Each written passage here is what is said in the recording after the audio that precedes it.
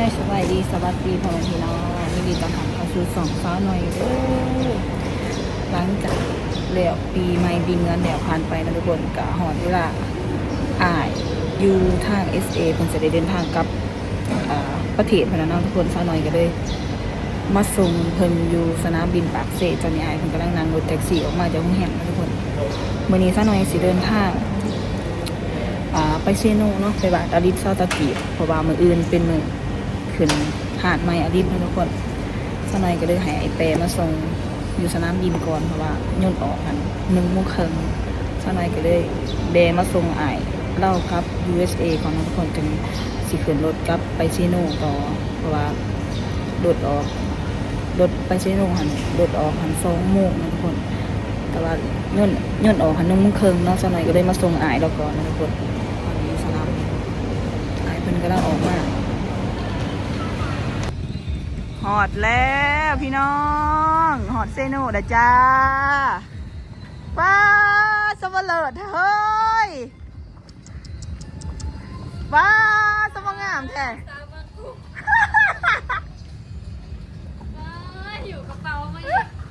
ฮา โอ้ ย ยไม่อ่านนั่นจะเศร้า แต่ยานสบายดี สาวเมืองกรุง คุณได้คน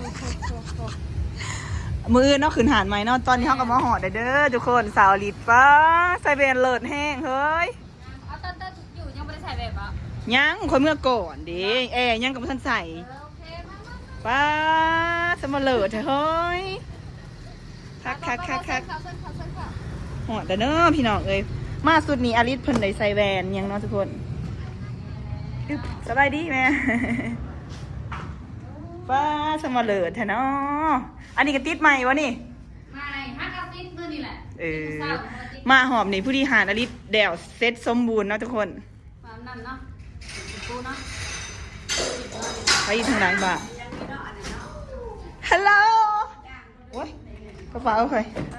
Hi one meeting ซาลิตะบริมาบอก ยังบ่ฮอดอยู่ ป้า เคยเริ่มอยู่ยัง2 คนไปซื้อฮอดก่อน เป็นหนาป้าเฮ็ดอิหยังนี่โซกุนสบายดี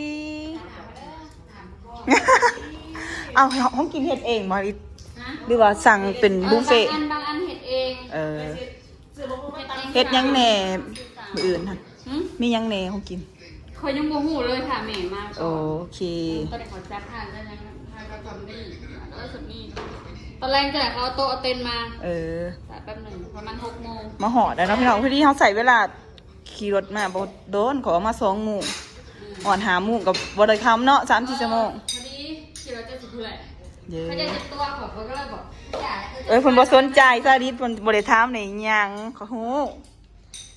สถานการณ์เขาเอง ขอยสิไปอันนั้นกินเดือดแป้งก็เด้อขอยย่านเขาปิด ไปกินที่ไหน นี่นะไกลๆนี่ เอาไปก่อนยัง โอเค กินได้นี่พอดีกินแล้วนี่ตามมา โอเคจ้าฮายพอดีแม่แป้งก็มาหอดนะทุกคนสบายดีปีใหม่เด้อสบายดีคนสวยลูกมาจะปากเซ่ลงเห็นแต่ว่านี่แหมสาวลงเห็นป้าสบายดีเมตาสวัสดีปีใหม่ ปีใหม่เด้อ ป้าพ่อเอ๋ดิ แม่มื้ออื่นจะมา เอามาโอ้จะมาก่อน แม่มานอนที่เที่ยว โอ้โดย พ่อแอร์เขาไม่เผามา โอเคจ้ามาถือถอยหันเนาะหอดเด้อพี่น้องมืออื่นเตรียมขึ้นหาดไมอลิส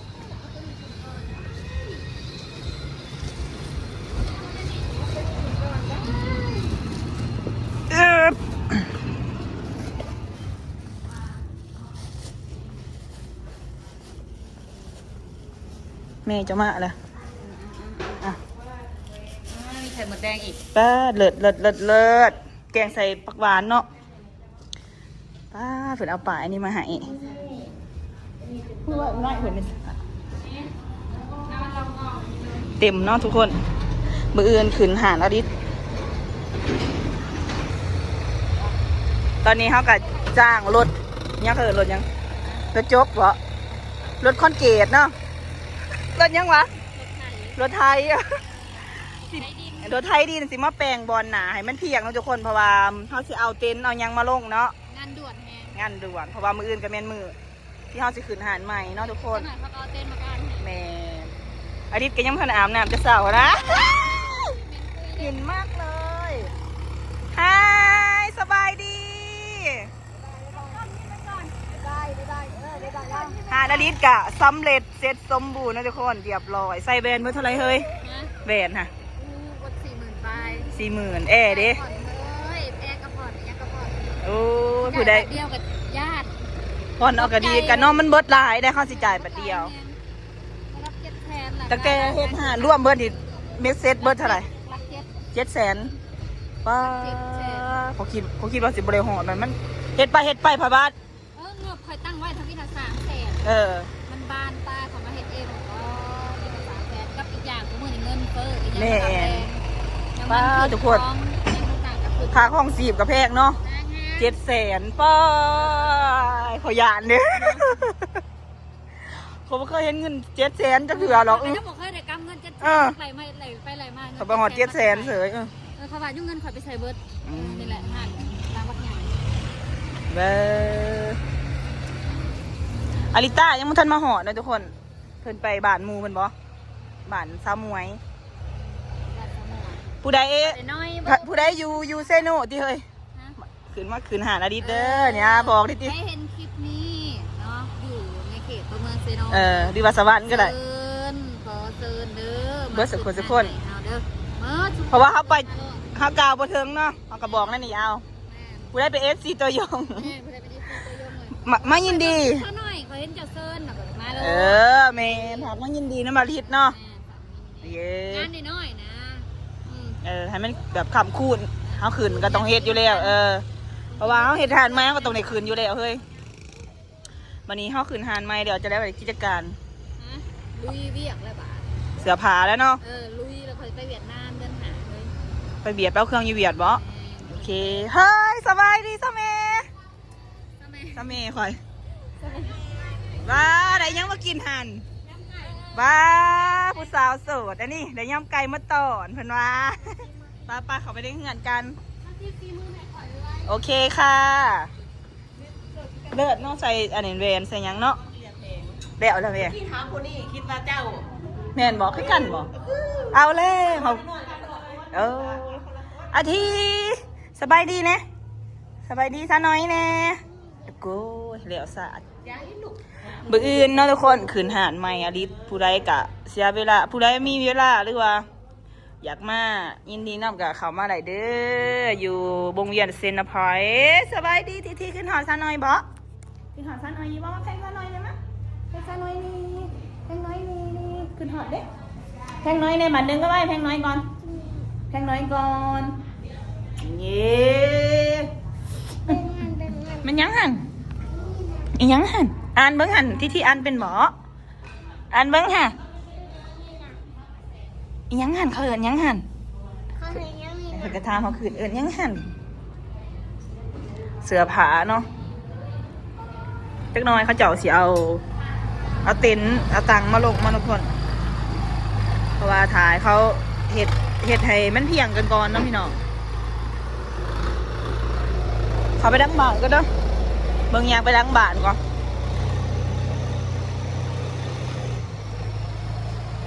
นี่ดังบ้านก็สิประมาณยุ้ยนี่ทุกคนอาทิตย์พดิษแอร์แล้วเนาะ2 บอน2 หน่วยทางหลังบ้านก็สิประมาณนี้ว้าวบอนเฮิร์นของเฮิร์นครัวเนาะจ้ะประเทศยำไก่บ้าเห็ดบดลงสนามมืออื่นยำไก่มาชิมน้ำกันพี่น้องมาเด้อเป็นที่ตามบ่มาหุ่นหน่อยเอาเอ็ดโมเป็นมาติดตามให้กินเนาะเขาติดตามให้พาเนาะลูกเขาติดตามให้กินเองเยอะมากกับตามะฮุงเนาะแล้วบอกเอาตามมาหุ่นกินซีบไปหน่อยให้หน่อยซีบก่อนย่างปากให้หน่อยตามกันจะได้ระเบิดมา เรากินยังบ่ได้ไม่มิ่งนะ แม่จะเห็ดเบาะ แม่ขอเห็นเฮ้ยมาเด้อลูกเด้อ ไปเอาไม่หลุดดูเลย มาได้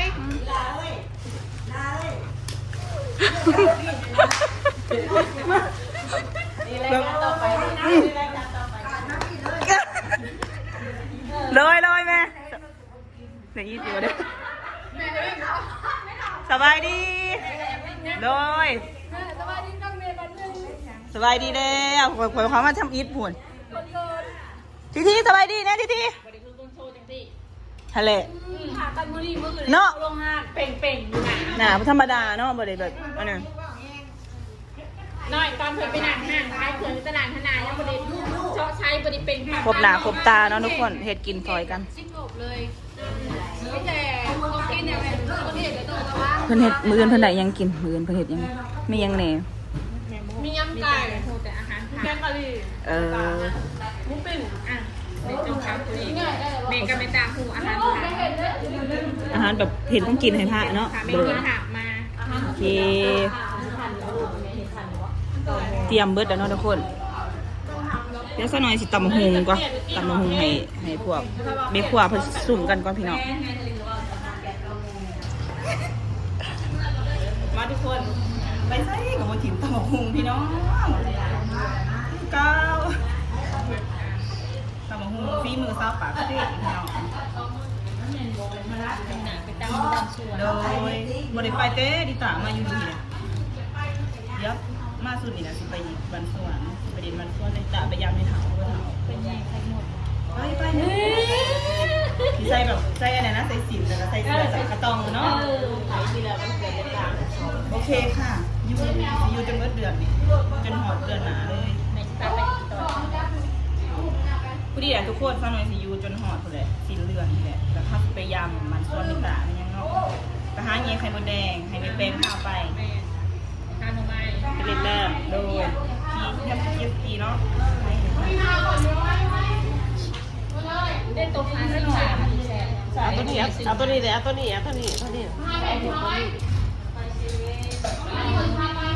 มาอ่อนอย่างไปเซเว่น เราไปดูกันแล้วพี่น้องมาแซ่บๆโคเรคนนี้โคเรเยอะโคเรจะได้เสียบได้เนาะเสียบได้ที่ใช้ได้กันเลยโอเค อันนั้นมันนัวในตัวเลยอยู่ไทยเลยกินแต่ปลาแดกอันนี้ปลาแดกนี่คือบุกินวันนี้ไปตลาดเองมันอีกก็เลยเห็นว่า สีกดกุ้งพิเศษจะได้เสียบได้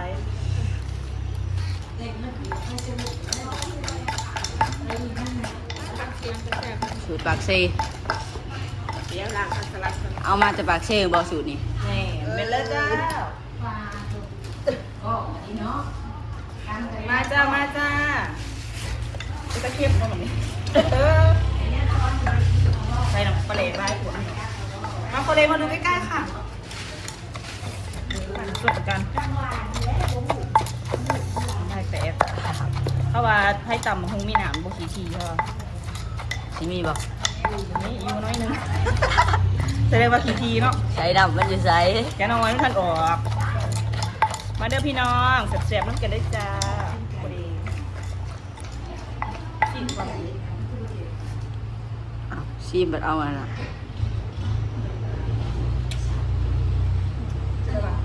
พอยัง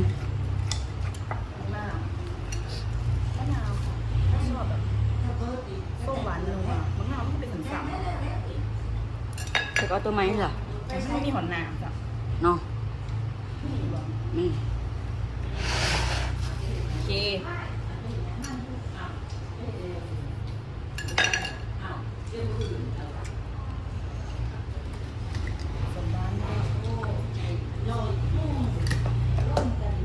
ฟักมาแล้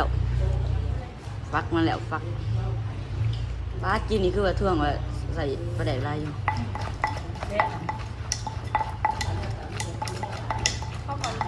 มาแซ่บๆไปเลยพี่น้องเสร็จแล้วค่ะเราให้มาหน้ามันเดือดพอแล้วคุณบุญตัวเลยนะ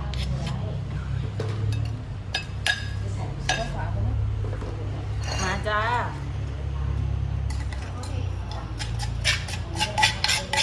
ใช้น้ำมันนะโอ้ ดี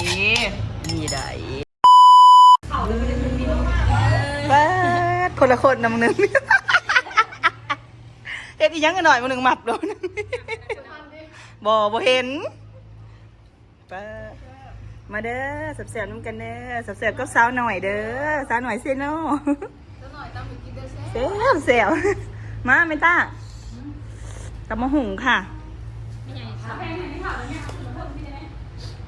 อาจารย์มาสุกุลมากินน้ำกันสิมะ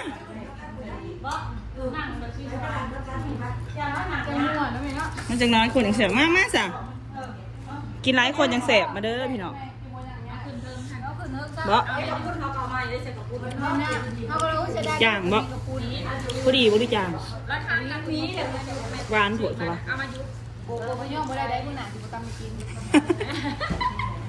อยู่เป็น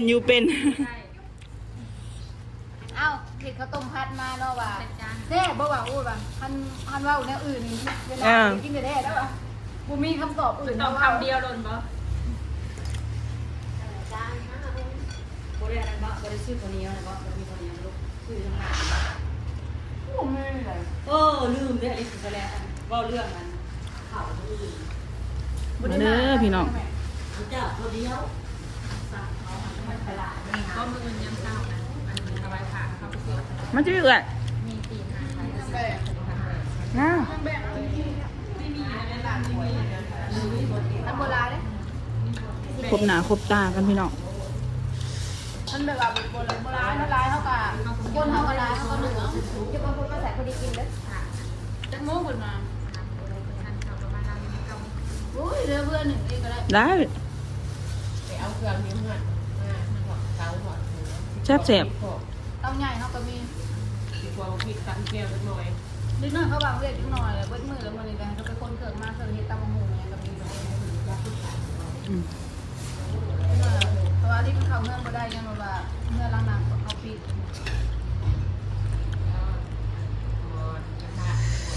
เผ็ดเลย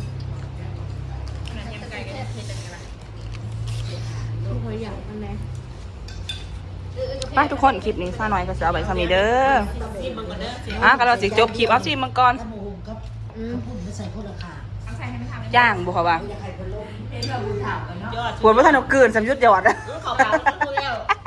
จะเขาปลาตัวแล้ว บวงบ่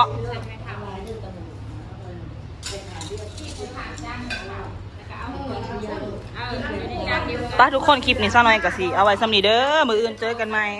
เดี๋ยวสิถ่ายบรรยากาศเพิ่นหาเลยตอนเช้าทุกคนก็จะได้กับเราก็จะได้ใจซาหน่อยเด้อก็ได้ก็แชร์ก็ Subscribe ให้กันเป็นสนานนี้หอดยังเซโนยังปลอดภัยพอกันในคลิปหน้าสบายดีบ๊ายบาย